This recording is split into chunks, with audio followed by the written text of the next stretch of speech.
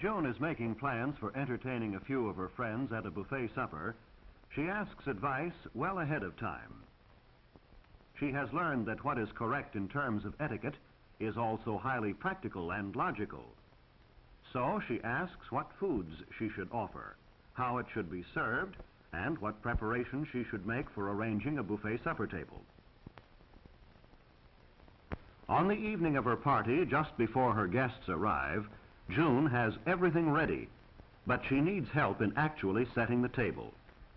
The buffet supper is a bit different from other meals in that it is served in the later evening when only a light meal is wanted. Chairs will not be needed at the table since the guests will eat informally, eating wherever they wish to seat themselves. A plain linen tablecloth is proper for this type of service, but it should be laid squarely and smoothly with the sides hanging evenly. For the care that is shown in entertaining guests is meant as a token of respect and friendliness. Precision and symmetry are as necessary in arranging a table as is the choice of the proper service and decorations. June wants candles on the table and has to be reminded that this type of candlestick would be good if she were using candles as the principal light for the supper. But since the candles are not to be the principal light, they should not be placed on the table at all.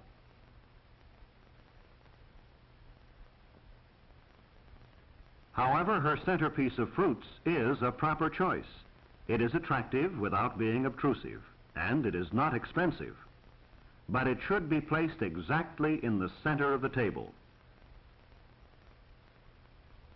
June enjoys the compliment on her centerpiece, but she still has a problem before her in arranging the table so that her guests can serve themselves without getting in each other's way.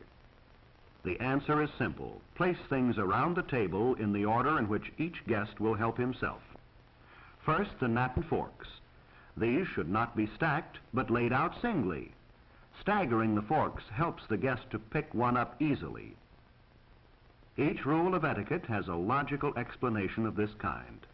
And what may seem to be a small detail is still a way of showing consideration for a guest. The same principle applies naturally in larger matters. The buffet supper as a whole is designed as a simple meal which can be eaten simply. Since the guests will carry their food to another room, the service is made as simple as possible.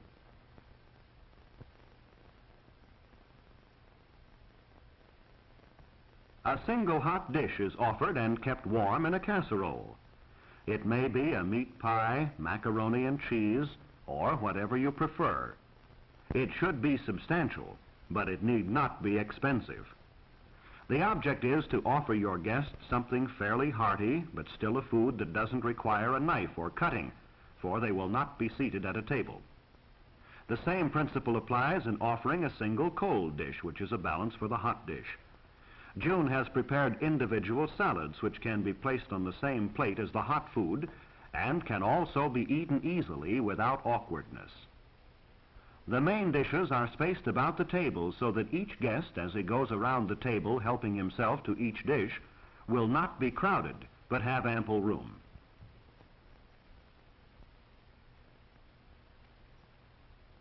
The other foods may be placed conveniently between the main dishes.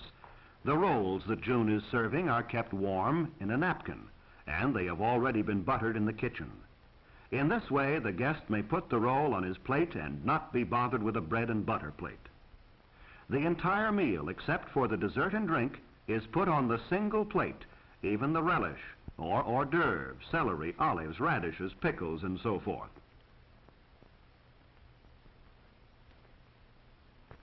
The dessert is served on separate plates, which have already been placed on the table. The offering of cake calls for another fork, and also in the serving for a cake knife and fork. The dessert forks are laid singly like the others. And now our table is completely set. June can be confident and proud of her arrangements. She has a pleasing and proper meal prepared for her guests. There is a hot casserole dish, hot buttered rolls, cold individual salads, relish. For dessert, there is cake. On the buffet are the drinks, milk and punch. For older people, there would be tea or coffee. The guests will help themselves from the tall pitchers.